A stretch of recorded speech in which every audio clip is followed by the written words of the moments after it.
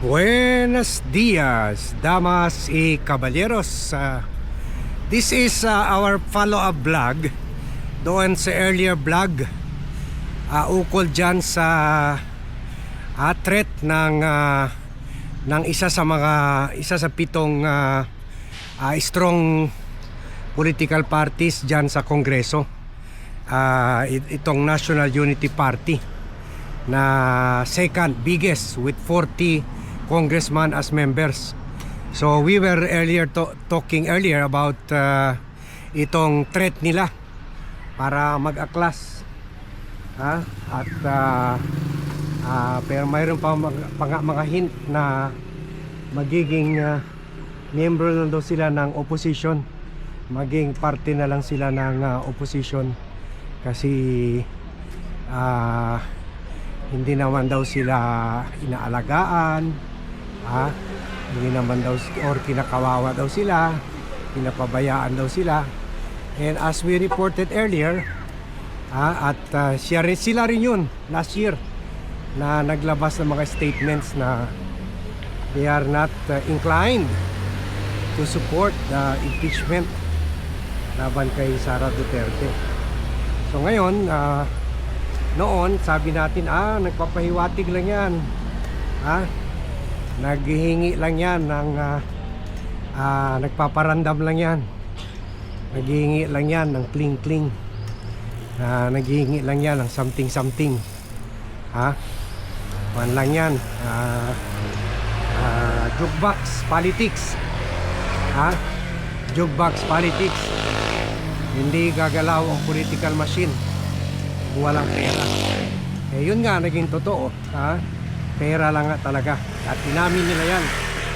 Hindi pa daw kasi nare-release yung mga pork barrel, yung mga allocable funds, yung mga ayuda, at wala na para si Romualdez, wala ng ayuda, yung mga na-replace na ng allocable funds at saka ng insertions. So bakit daw wala pa, hindi pa na-release, ganon, wala na daw, hinahanap na daw ito ng mga constituents nila, pero actually sila yan, nagugutom na sila, hindi pa kasi ni-release ng Malacanang ang pondo kasi na-classify ang projects na ito for later release. Oy, it's may kunting raindrop, raindrop keep falling on our heads. Sana hindi makoberan yung screen nitong itong camera, pero don't worry, kuha naman ito, pwede ito sa scuba diving, so okay lang. Ang problema lang dito yung tao hindi waterproof. So yan, so ang isa sa pinaka malaking issue dito sa threat nila to break up from the seven party coalition sa magiging opposition ay madadagdagan yung 4 na lang o 5 o 6 o 7 lang ata 7 lang ata yung forces loyal kay Duterte. Si Baste, yung anak niya, wala na dito, punta tayo sa ilalim ng puno. Si Baste, si Pulong, yung anak niya si Omar, si Congressman Ungap, meron pa sila isang kamag-anak o 4, plus andyan pa ata si Pantaleon Alvarez, plus si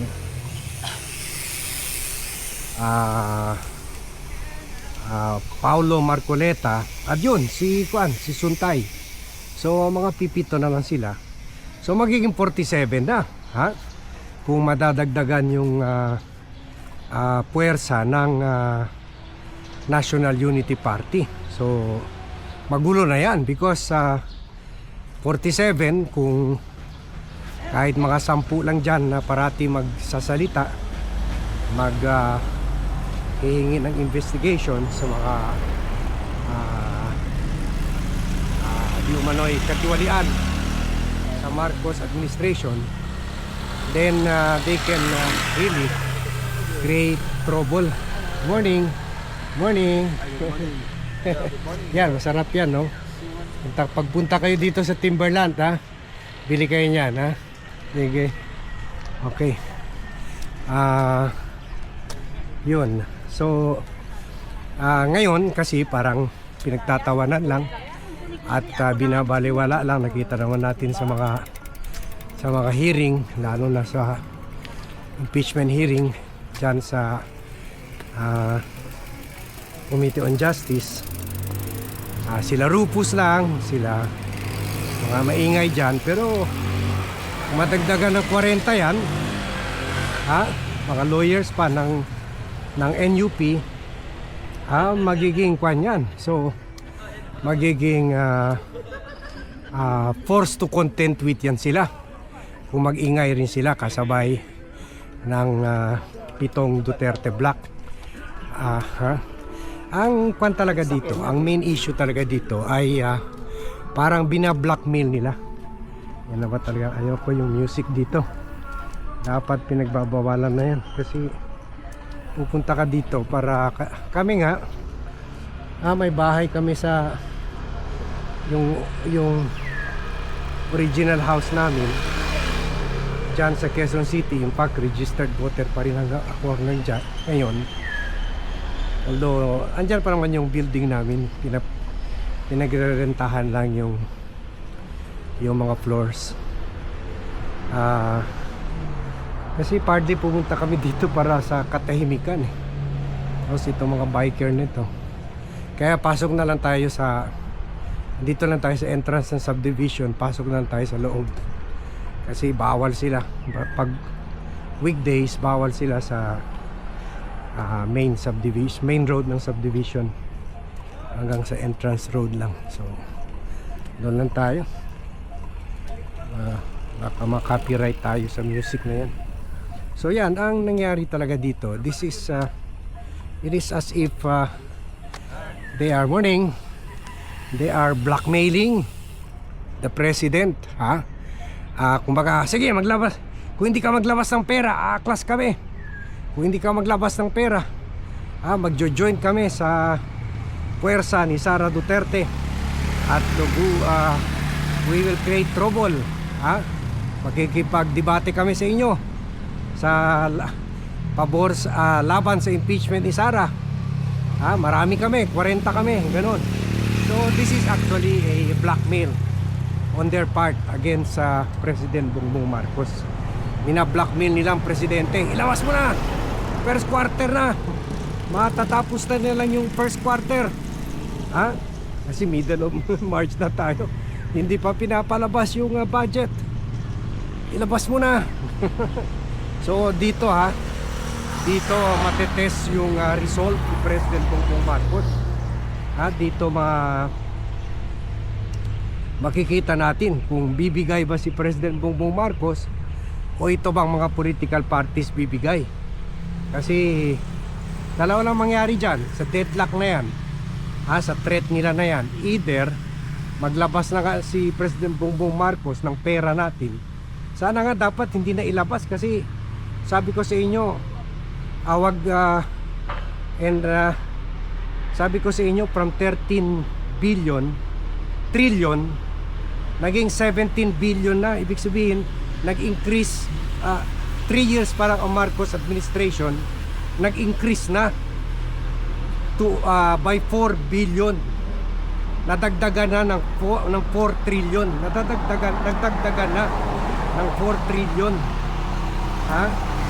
Ang masakit dito sa 4 trillion na yan, 1.9 trillion o almost 2 trillion hindi natin napakinabangan kasi napunta yan sa bulsa ng mga politiko. So kaya dapat tama itong ginawa ni President Bongbong Marcos. Although nilagay yung mga items ng projects nila, pero hindi ni-release yung pera. Yung budget, yan ang tawag nila, FLR, for later release. Bibigyan ka nga ng project, infra project, pero on paper lang. Pero hindi ka talaga ganyan ginagawa nila rin sa mga opposition, kina Ungap, kina Pulong, kina Omar, at saka kay Paulo Duterte. Ganyan, for later release. Okay, paasahan ka lang, sige, bibigyan ka namin ng item, pero hindi namin pupundohan yan. So ganito rin ang nangyayari kina Puno, na Congressman Ronaldo Puno, na chairman ng National Unity Party. So kaya ngayon tinatakot nila itong si President Bongbong Marcos. Ilabas mo na, ibigay mo na, ilabas mo na ang pera namin. So dapat hindi bumigay si Presidente. Dapat hindi bumigay kasi yun nga, pera nga natin yan. Siguro yun paraan na para i-safeguard niya yung pera, or hindi para para hindi lalaki pa yung pera natin, yung utang natin. Ngayon dagdagan na ng 4 trillion. At kayo naman please, mga supporters ni President Marcos, wag na maging tamad. Kung didebatehan nyo si Bat ukol dyan sa daging 17, almost 18 na nga billion 18. So almost 5 billion na nag-increase, 5 trillion. Almost 80, almost kwan na nga yan 18 kasi 7.9 trillion. Sorry. Naging kwan na 17.9 trillion. 17.9 trillion. So yan, so almost 5 trillion na na-increase. Ibig sabihin, kung yung trend continues, by the end of the term of President Bongbong Marcos, naging 21 trillion na, magiging 21 trillion na ang utang natin. Si Duterte, iniwan tayo ng from Aquino, from Pinoy, 5 trillion, from Gloria 4 trillion, 1 trillion lang nadagdagan ni Pinoy. Pero nung kay Duterte 13 trillion, so nagdagdag ng 8 trillion. So parang ganoon rin kay Marcos, madagdag rin ng 8 trillion kasi 3 years pa lang nga, nagdagdag na ng 4 to 5 trillion. Baka 10 trillion pa nga madagdagan under the Marcos administration. Baka magiging 23 trillion na ang budget natin, ang utang natin by 2028, which is malaki na talaga. Ibig sabihin, yung mga pera na mapupunta sa public service, mapupunta sa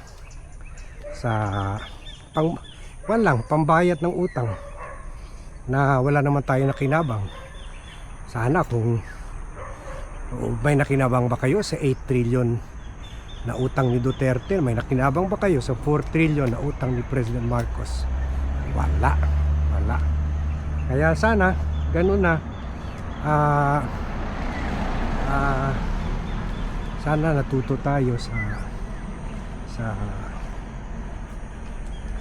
sa flood control expose, at talagang mag-belt tightening lang, lalo na ngayon may problema dyan sa Middle East.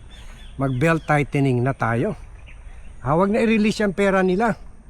Yun lang, may political repercussion yan. Kaya nga parang tinatakot nila na sige, mag-over the bakot kami and we will be your enemies. So from 7 lang maging 47 na ang kalaban ng gobyerno. So yan ang kanila style of blackmail. So ang question, bibigay ba si Presidente? We'll see in the coming days. Yan, makikita natin kung ang Presidente natin pro politics lang, o ang Presidente natin ay pro people talaga. later on i-discuss natin about political repercussions dito. Okay? So thank you very much everyone for watching. Thank you very much for joining me in this vlog. Good morning to all and see you in my next vlog.